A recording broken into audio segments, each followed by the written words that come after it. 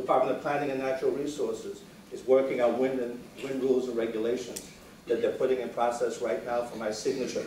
And then in addition to that, we just have what we think, between all of that, the ability to show that we're using our natural resources, both with wind and with solar, to achieve at least a stability in terms of peak that is required as we look at the other 40%, which has to do with the base loads required in the community. We also have the challenges that we've dealt with, and as Carl Knight has done through the Energy Office and UBI, is that as we begin to grapple with the whole notions of how do we approach energy uses, we also have to think of climate change. And we think of it not from the fact that we're a generator, but more of adaptive strategies that we have to put in place as we balance the two. As we balance our energy needs with the fact that we're primarily a tourist destination, and what those mean in the long term with respect to the energy uses, but also the adaptive strategies of climate change and how it will affect us, particularly with the resorts, particularly with the attractions, particularly with the beaches and where we're located.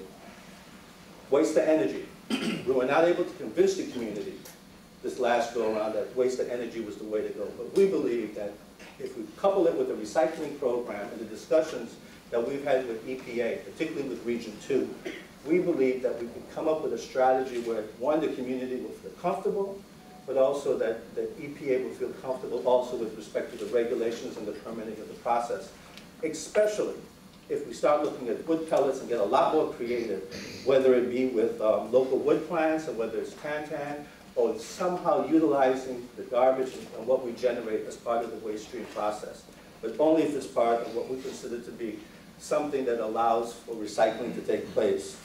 All of this is also meshed with the utility company. The net metering program that we put in place with WAPA is probably, in my opinion, one of the most aggressive and liberal. It allows for up to 10% of peak to be met through net metering.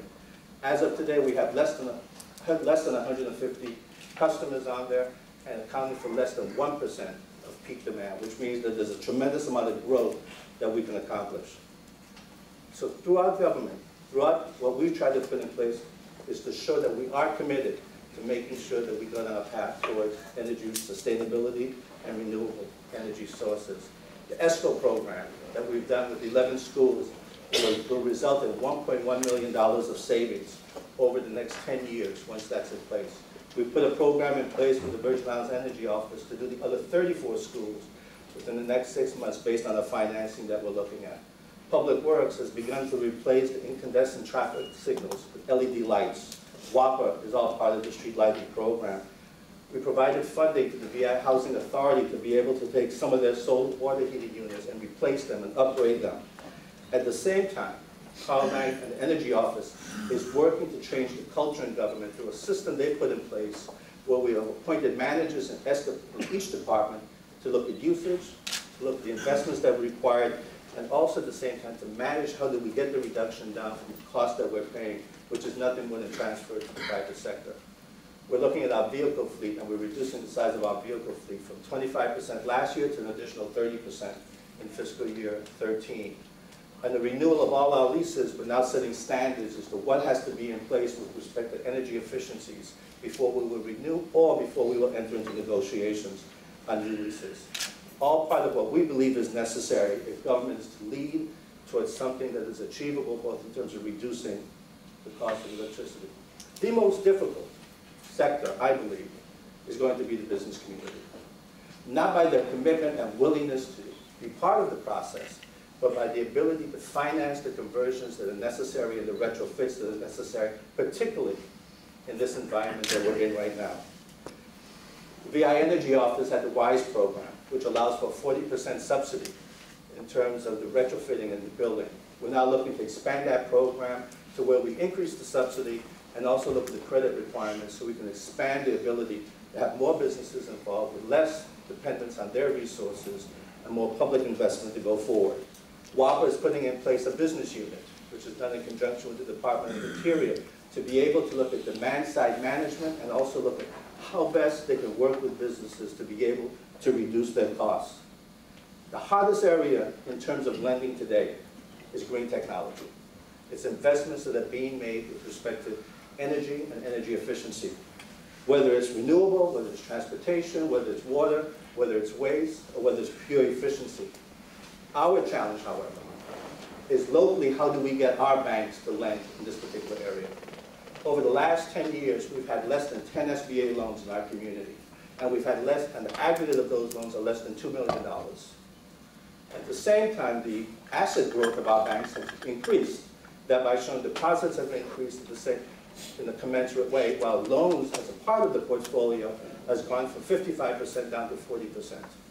So we're not accessing SBA, nor is lending taking place. So if we want to be able to have the entrepreneurs that are willing to make the investments that are necessary, either to respond to government proposals or retrofit businesses, we have to create a culture within our banking institutions that are requiring them to lend and to look at the credit criteria that they have in place to be able to push forth in that lending. If we can't, then we put ourselves in a difficult position that the strategies that we'll put in place based on partnerships, based on leveraging private funds in conjunction with public funds, would put our local providers at a disadvantage unless they have access sources outside of the U.S. Virgin Islands.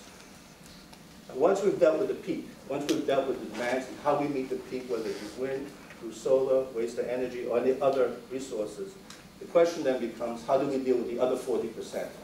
How do we address that 40% that is not subject to those areas?